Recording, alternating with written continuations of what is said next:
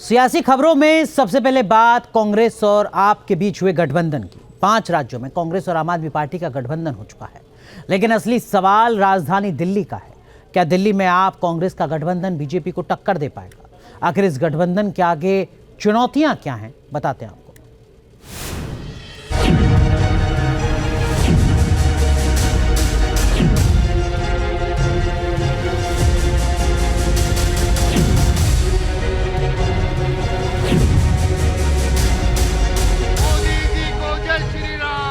एक मोदी सब पर भारी। मोदी जी को जय श्री राम। पिछले 10 सालों से लोकसभा चुनाव की यही परंपरा रही है। जब भी लोकसभा चुनाव होता है, मोदी फैक्टर के आगे सब कुछ फेल हो जाता है। इसी मोदी फैक्टर को चुनौती देने के लिए आखिर कांग्रेस और आम आदमी पार्टी का गठबंधन हुआ है। ना करते आखिर कांग्रेस और आम आदमी पार्टी को साथ आना पड़ा। दिल्ली और गुजरात समेत 5 राज्यों के लिए कांग्रेस और आम आदमी पार्टी के बीच तालमेल का ऐलान हो गया। मुझे खुशी है कि 2 महत्वपूर्ण राजनीतिक दल इंडिया गठबंधन के आने वाला लोकसभा चुनाव का पूरा जिम्मा एक साथ संभालेंगे। और जिस तरह की परिस्थितियां आज मुल्क में बनी है, जो चुनौतियां हमारे लोकतंत्र और हमारे संविधान के सामने बनी है, उनका मुकाबला करने के लिए इंडिया गठबंधन पूरी तरह से सशक्त तरीके से उसका मुकाबला करने के लिए तैयार है। बड़ा सवाल दिल्ली का है। दिल्ली विधानसभा पर तो कब्जा आम आदमी पार्टी का है, लेकिन लोकसभा चुनाव में डंका बीजेपी का ही बजता है। मोदी नाम की आंधी के आगे आम आदमी पार्टी और कांग्रेस कहीं नहीं टिकती हैं। अब दोनों पार्टियों का गठबंधन हो चुका है। बड़ा सवाल है कि लोकसभा चुनाव में क्या बीजेपी को टक्कर दे पाएगा कांग्रेस और आम आदमी पार्टी का गठबंधन। दिल्ली में आम आदमी पार्टी और कांग्रेस के बीच 4-3 के फॉर्मूले पर बात बनी है। 7 लोकसभा सीटों वाली दिल्ली में 4 सीटों पर आम आदमी पार्टी तो वहीं 3 सीटों पर कांग्रेस चुनाव लड़ेगी।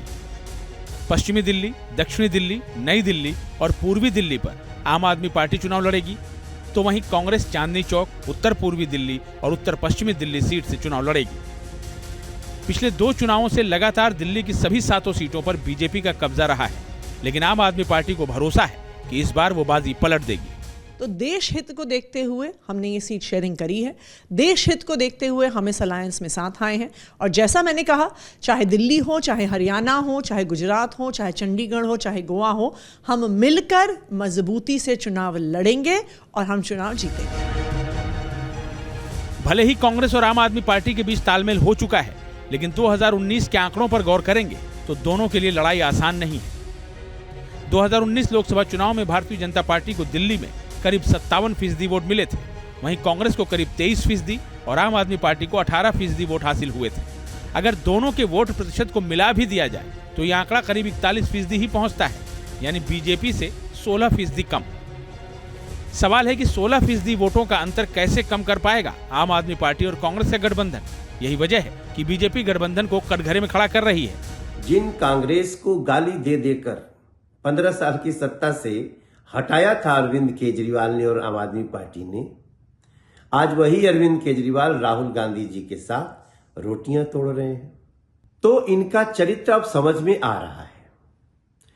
असल में ये लोग अपने ठाठ बाट में रहने के आदी हैं।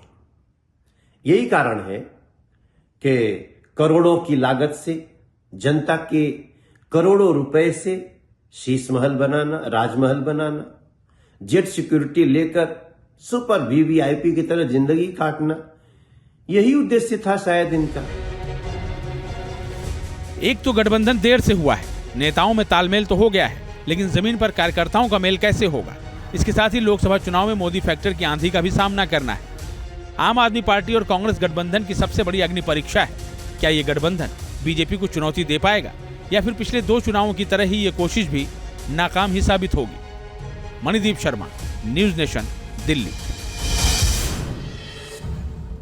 तो पिछले लोकसभा चुनावों के आंकड़े क्या कुछ कहते हैं, जरा वो आपको ग्राफिक्स के जरिए बताते हैं। बात राजधानी दिल्ली की, राजधानी दिल्ली के सियासी दंगल की। 2014 का लोकसभा चुनाव अगर आप देखें तो पार्टी और वोट प्रतिशत को अगर आप यहां पर देखें तो देखिए बीजेपी को 46.6% वोट मिले थे और अगर कांग्रेस और आपके गठबंधन को यहां पर मिलाकर आप देखते हैं तो 48.3%, यानी करीब 2% वोटों का अंतर जो कांग्रेस आपके पक्ष में जाता हुआ नजर आता है। ये 2014 की तस्वीर थी।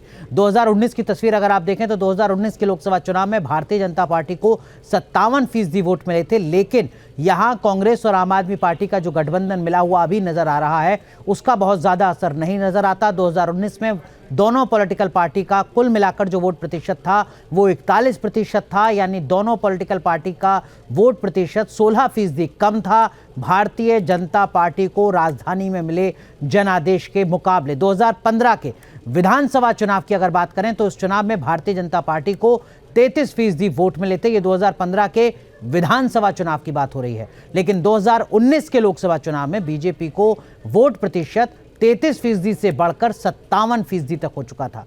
लोकसभा चुनाव में 2015 के मुकाबले 14% ज्यादा वोट मिले थे भारतीय जनता पार्टी को, क्योंकि मोदी फैक्टर था और चेहरा नरेंद्र मोदी का।